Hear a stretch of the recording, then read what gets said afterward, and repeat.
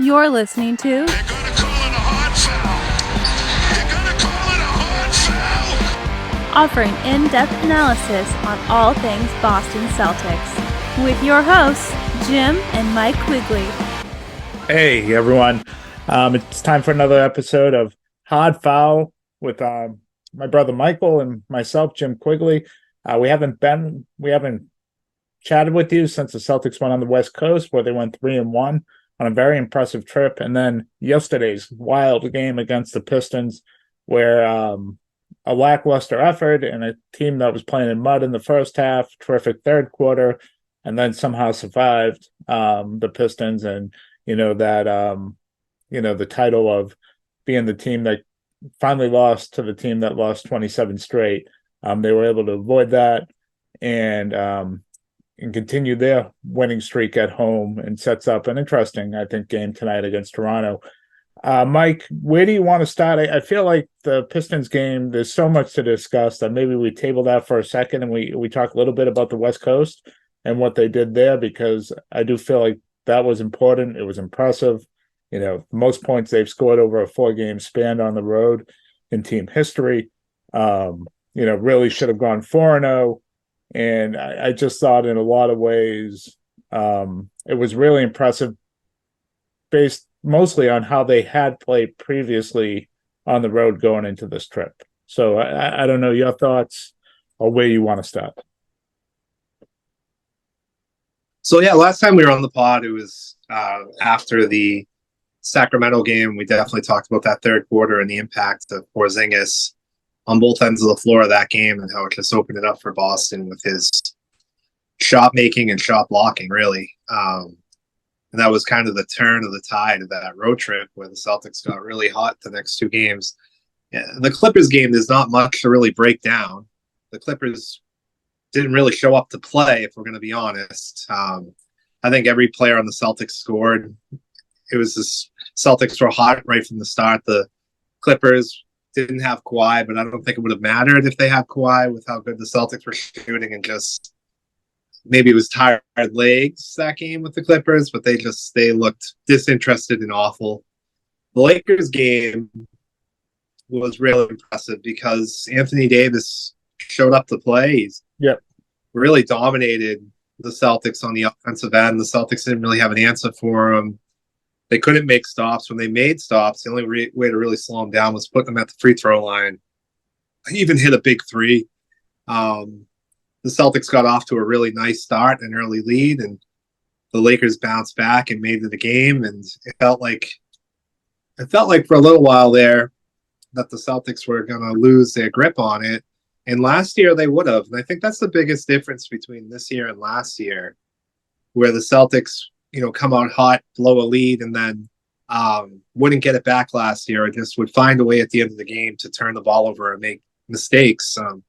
The Celtics in that fourth quarter just took over the entire game and really were getting whatever they want. They were making stops defensively. It was really impressive. And quite frankly, they're just on another level compared to the Lakers when the Celtics are at full health. And it was impressive, Jim. And, going into the road trip, we talked about their road woes. But now, I think they have the third best road record in the NBA. A lot of teams are struggling on the road in the NBA. So 9-7 is a decent record to have right now. And they'll be tested on the road again shortly after this weekend against San Antonio. But it was a good road trip. Really impressed with the way they played in that road trip. Yeah, no, that Lakers game in particular, I'm glad you spent some time on it. We've talked about how the Celtics' philosophy defensively has been to allow, a little bit more three-pointers. But what they don't allow, and what they've done a really good job specifically on that road trip, is the corner three, which killed them a ton last year, particularly in the playoffs, that would help off the strong side corner. Did it a ton against Miami, and it would just kill them. And they just kind of taken that away versus teams. And the Lakers they start now more of a defensive alignment. They put, Russell on the bench, and they put in Vanderbilt and the other guys around them, where it's just more defensive minded what they're going after. And the Celtics were able to grind it out. The Lakers did a pretty good job in the second half and the second quarter of taking away 3-point shot from the Celtics. And they found different ways to score and to move the ball and to get good shots, get the ball into Porzingis. You watch a game plan defensively for the Celtics as that one kind of, the game moved along. They guarded Anthony Davis with smaller guys all game long, whether it was Jaylen Brown or Jason Tatum. They were willing to give up those points. What they weren't willing to do was help on LeBron's drives until it became Porzingis at the paint. They weren't going to come off shooters. And I think it really restricted an already limited offense that the Lakers have to just Anthony Davis, and that was it. I thought that game showed the difference between a championship contender and a pretty good playoff team, which is what I think the Lakers probably are right now, without another move. But it was a really good road trip. I mean, the way they really should have gone 4-0. They lost that tough one to Golden State, came back, responded without Tatum in Sacramento, then responded without Porzingis, which they haven't done well with on the road at all against the Clippers and at full strength. Outlasted and really a game that at the end of the day really wasn't that close either against the Lakers. They pulled away and won by double digits. And that just really extended, when you talked about the homestand, going back to the next, those 5 games, and then these 4 where they were 8-1 going into setting up for last night, which was interesting. The one thing I took really from that Lakers game too is the Celtics are so much better when they're going to the paint. When their threes come off, it's rhythm threes. When they're actively attacking the basket, they're a really, really difficult team to contend with. And we've seen, we saw it against Golden State where they weren't really doing that in the second half compared to the first half. And I really think we saw it in the second quarter against the Lakers where they weren't attacking the basket. And then that third quarter against LA, they just came out similar to last night when we talk about Detroit. Then the threes are rhythm shots. And they're just different because they're off of drives, they're off of ball movement. When they are intentional about getting Porzingis the ball around foul line extended, which is something that they should feed that guy as much as possible, they're just such a different team. When Derek White and Porzingis and Tatum, when these guys are going to the hoop, it just opens up so much. And I think that's also what makes them so different from last year. When their threes weren't falling last year, they would lose. This year, they have that component that other teams don't have, where they can get to the rim, they can get to the free throw line. And that's something that is making them a much more, making me believe that they can actually go all the way and win this thing this year compared to in years past when I feel like they relied too heavily on the three and they didn't have anything else to go to. Yeah, the Porzingis factor is just huge. So when you're able to play that 2-man game, and you saw it last night down the stretch with him and White, and we can get into the Pistons games, but we saw it, going them inside to the Lakers, or you're running it with Tatum. Brown's gotten more comfortable with it right now. To be able to run kind of that pick and roll 2-man offense effectively as they can. And I know his 3-point numbers aren't great, Porzingis, but his shot looks great, so I want him to keep taking it. I mean, even when he misses, it's like right on line, and it looks like a guy shooting a tennis ball into a Nerf hoop, even from 3-point line. And when he catches the foul line extended and he's able to just turn around and shoot over it's just kind of amazing to watch. It's not something that, as Celtics fans, we're used to. I don't think he played at this level up until last season with the Wizards, where he started to take off. And I think the Celtics are really seeing the benefits of that now. It's just, you're right. It's the way they can do things because of him is just so much different. And I also think, I love Marcus Smart, and this isn't a knock on him, but the ability, his subtraction means more addition of Derek White. And you see what he's capable of doing within this offense. And it doesn't feel like there's any shot that's really ever forced by him. It always seems to be in rhythm. I know he had a tough first half last night, but in the fourth quarter and overtime, once again, he was spectacular. And let's lead right into last night. This is a historically tough spot for teams. You come back from the West Coast trip, I think specifically for the Celtics, you've played 9 games now that have been kind of high-level games. All those games at home are, with the exception of the Knicks, were against teams that have kind of played well against you over the last 2 seasons. Playoff contenders went out west. Playoff contenders. The dominated the Celtics last year. What's that? The Knicks dominated the Celtics. Yeah, but the Celtics have kind of dominated this year, even going into that game. So I think it was a little bit different feel for that game. And then you also had, and this isn't something that people really think about, but they weren't home for Christmas. Came back home either that night on Christmas, or that next day. Then you have all those family responsibilities that pull at you because you weren't around for the holidays on some of these guys, especially older guys like Horford and Holiday. And you just wonder, what's in their mind and what's in the tank. And you kind of saw it, especially in that first half. The effort wasn't good. You alluded to it multiple times last night. Joe Mazzulla said it after the game. The assistant coaches said it at halftime. And I thought they only really played one great quarter, which was the third quarter. And I feel like they let it all out that quarter.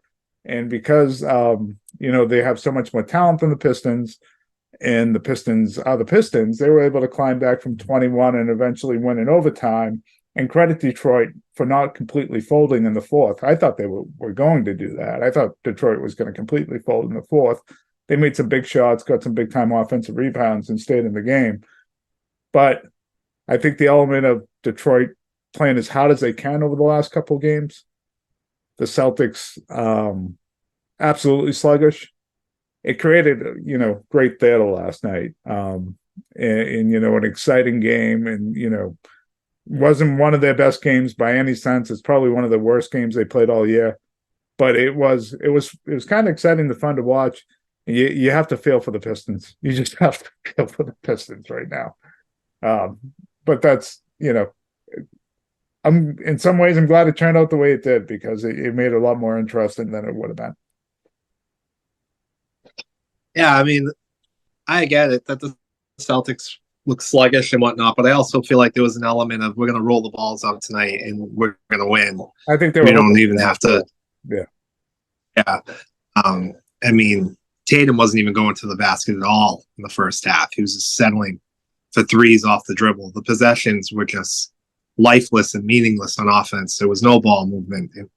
I mean, at one point they were 4 for 24 from 3, with no effort at all to get the ball inside. You have Porzingis out there. That never makes sense to me. And I don't think it was entertaining. Porzingis was fighting for position either, much in that first half to get the ball. Oh, they had Alec Burke come. Yeah. Cade Cunningham obviously showed up to play. Jordan Ivey did. Durant.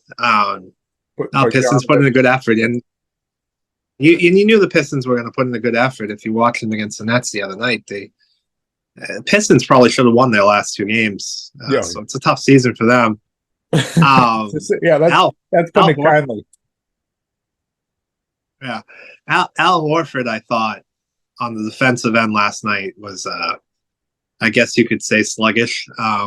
He looked tired. Really struggling defensive against Durant and against Jordan Ivey. That's something to keep an eye on. I think that the Celtics have had issues with the defensive glass at different points this season, depending on the type of center they're playing against. We started against Charlotte with a similar type of center to what Durant is.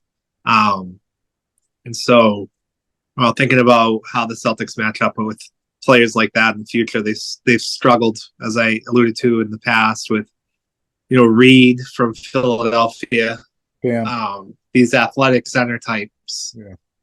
And Al really does have a hard time on the defensive glass. And he had Porzingis out there with him and Tatum. So, maybe if the trade deadline's looming here and the little money that you have to move around, maybe you want to look at a big whose specialty is, cleaning up that glass for moments like last night, because that's what kept the Pistons in the game. The Pistons were missing a lot of open shots, except for that one.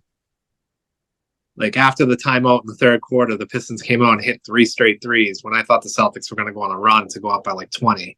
Outside of that, they weren't hitting a lot of their threes. They were just getting multiple opportunities at it. And that's really what kept them. Yeah. Yeah, I mean, even Derek White looked like crap in that first half. He looked like he couldn't get out of his own way. He was falling on the floor. What's that? Yeah, he airballed the layup, you know. And it's, I mean, I know people don't like to hear this stuff, but, you know, he's away for a week. He's away at Christmas. He comes home. He's got really young kids. You wonder, you know, life does factor into some of these road trips. I think tonight's going to be really tough, Mike.